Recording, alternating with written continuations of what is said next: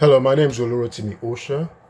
I'm continuing with my discussion on, um, why Nigerian girls are more academically successful than their Nigerian male counterparts in the United States, even though the converse is true in Nigeria.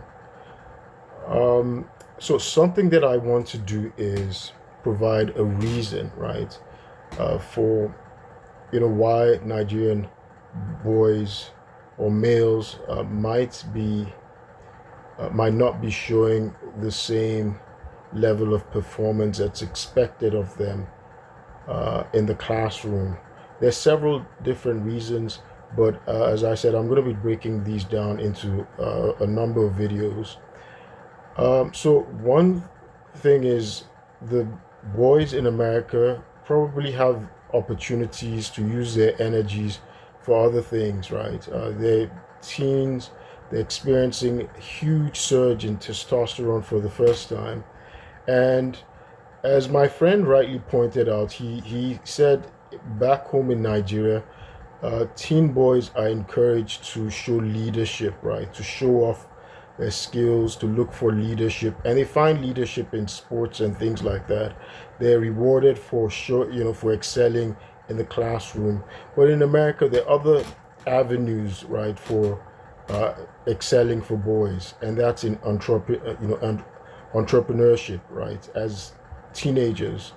Um, I just wanted to quickly point something out that while I was having these discussions with a friend, my friend, one of my friends pointed out that as a measure of demonstrated huge success, that the huge demonstration of the huge success Nigerian females were having over Nigerian boys in academics from college and into the professions.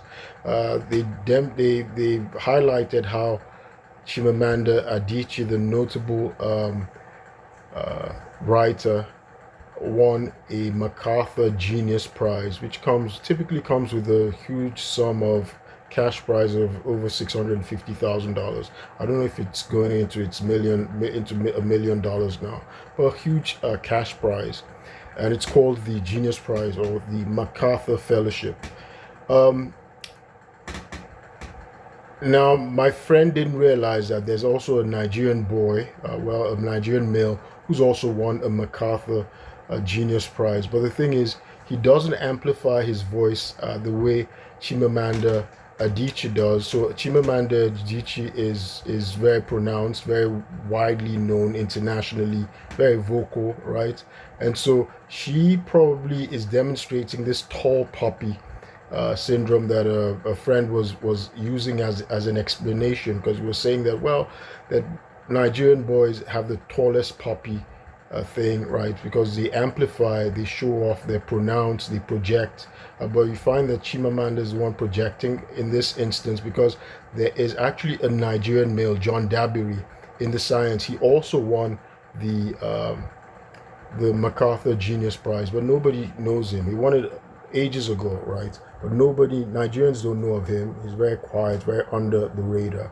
So the explanation my friend gave me of the tall poppy syndrome, right?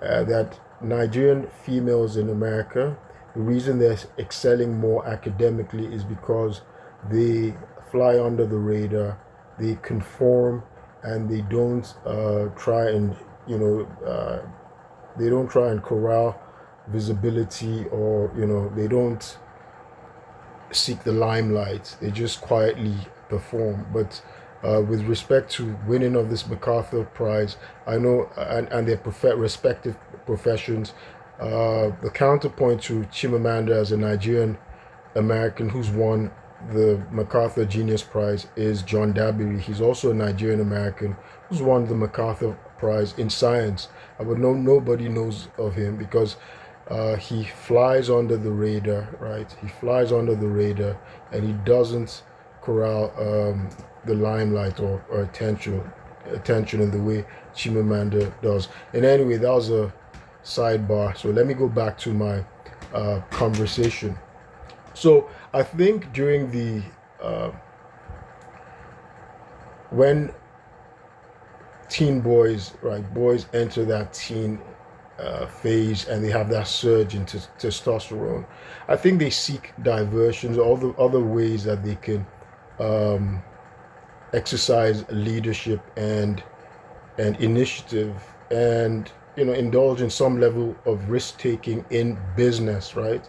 In business. Now, if you take a look at Forbes magazine, you find a number of Nigerian Americans who were born in Nigeria who have reached unparalleled levels of success in business, right? Someone like Tope Awotona, right? He's a young man in his 40s, came to America around the age of 15 years old. He was born in Lagos, Nigeria. He's a CEO and founder of Calendly, right? Many people don't know of Tope Awotona, right? Calendly is a scheduling software company that many Americans use. I've used it today, and he's a billionaire. He's on Forbes. He has a net worth of $1.4 billion. People know of Adebayo Ogunlesi, right? He also was born in Nigeria. He's a billionaire on Forbes. He's in private equity. He founder of Global Infrastructure Partners, billionaire, $2.4 billion. So the Nigerians doing very well in business. So I think in their teenage years, you might find many Nigerian boys in America, because of the opportunities America provides for entrepreneurship. They go into business, and there are only so many hours in a day. So there's an opportunity cost, and I guess they're trading off the time spent in classroom and academics for challenges in business where they can demonstrate initiative and have opportunities for leadership. Talking about business, there's a Nigerian American, Jide Zeitlin, right? I don't know how to pronounce his last name, but he was the first Nigerian to be a CEO of a Fortune 500 company. That's Tapestry Inc. That's the parent company of Coach and is it Jane Spade, right? Spade, the bag. So it's a Fortune 500 company. That's Jide Zeitlin, right? So, and then many Nigerians demonstrating their Nigerian males, right? Demonstrating their business prowess and taking risks, on Wall Street. At one time, the largest privately owned company, right? Largest privately owned company in America was owned by a Nigerian, Case Lawal. He was once vice chairman of the Port of Houston, right? Port of Houston Authority. That's Case Lawal, chairman of and founder of Camac Holdings, right? An energy company. So many Nigerians go into business, right? I also know that they start very early as teens because I had a business partner who was a teenager, and we started a digital magazine together, right? And he was a student. He was a computer science major at the time, and he was taking his time, starting a small business with me, and I know there's so many other Nigerian Americans while in school. They juggle academic work in the classroom. Some might some might drop out and go fully into business. But the thing about business, starting a business, is about 70% of businesses fail, right? So it's a risk. It's not everybody who succeeds in business. And this is not, and it's kind of funny because I remember when this Nigerian American business partners started this business with me. He was in his teens, and while he was a computer science major, and I remember he used to say he wouldn't drop out because he had other side gigs as well. He had another business he was doing on the side. He built websites on the side apart from being a full-time student, and he would say that he wouldn't drop out of school because he knew he was not a white male, right? He was not a white man, And so he needed the security of his education, and that's what Nigerian parents want. So Nigerian parents are very pedantic. Back home in Nigeria, when I was growing up, parents just wanted their kids to just be in school full time, be absorbed completely in school. They didn't, allow them to engage in entrepreneurial activities or work on the side like, people in America can. By the way, that's enterprising bent amongst Nigerian males is not limited to Nigerian males, because you see um, it's across the board. White males as well. With all the talk about white females or women generally doing better than males in school, you'll find that a lot of white men are dropping out of college because they're starting businesses as well. Many of them.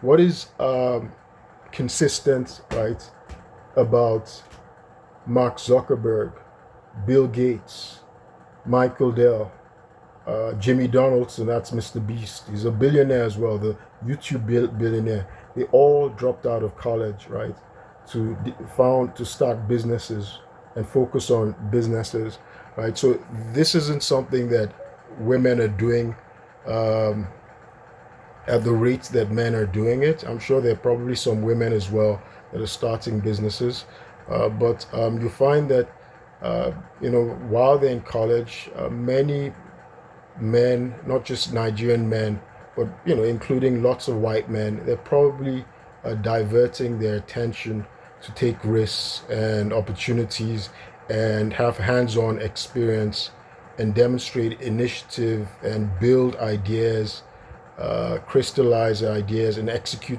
major projects in business. Right? Again, like Michael Dell, Mark Zuckerberg, Bill Gates, right? Jimmy Donaldson. They're now all billionaires, and they all dropped out of school as teenagers, right? So this is also something that you'd find consistently, possibly with Nigerian boys. But Nigerian boys, like I said, like my young business partner, he did graduate with his degree in computer science, but he did take a hit. His GPA did take a hit, right? Even though he was engaged in a variety of businesses, so that might help explain why Nigerian girls who are just focused on educating, cramming material in class, and not that there's not anything wrong with sitting down and just cramming material in class, studying and taking exams, right? So that might help explain why the indicators, right? The data is showing that they're doing better than Nigerian boys, but it's not necessarily the case that Nigerian boys are slacking off, right? So understand the data that you're using for your analysis properly and interpret it properly.